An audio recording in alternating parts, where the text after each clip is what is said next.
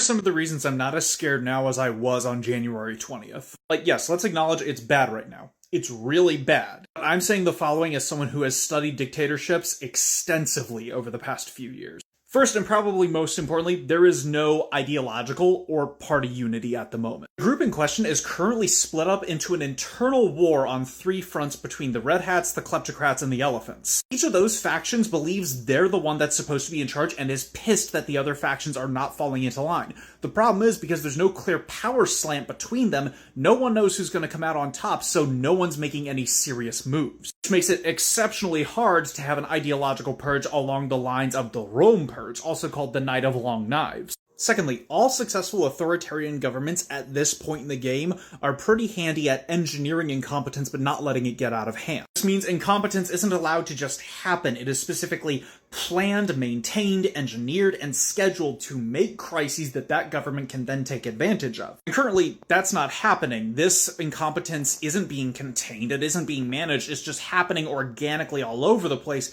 and people are pretending that it's all according to plan when in reality, they don't know what they're supposed to be doing right now. Thirdly, media control. Media control is one of the single most important pieces of a dictatorship, and how a lot of them maintain that control is when they get into power, media outlets bow down to them and say, hey, we'll go along with what you want to do in advance to try and save themselves from being targeted by retaliatory action down the line.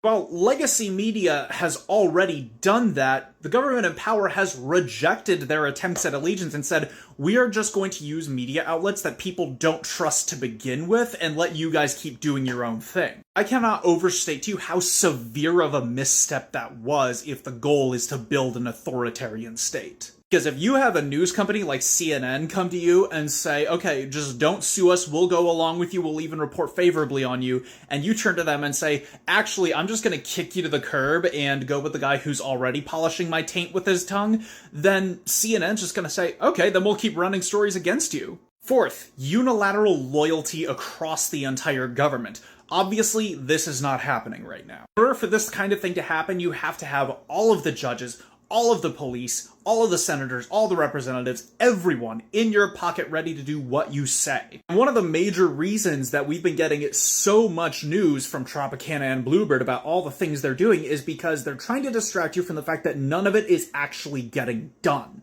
Right? Because they had their week to 2 week grace period where they thought they were going to get away with all of it, and that was just enough time for the courts to pick themselves up and start issuing lawsuits and subpoenas quicker than Tropicana and Bluebird can actually react to them at this point. We're about to see total judicial gridlock to the point that a lot of the things that Bluebird and Tropicana have tried to put in place are already getting undone by the institutions he was supposed to be exerting authority over, who have just decided, well, the courts have said it's up in the air, so we're not going to listen to you. And finally, there's the question of martial law.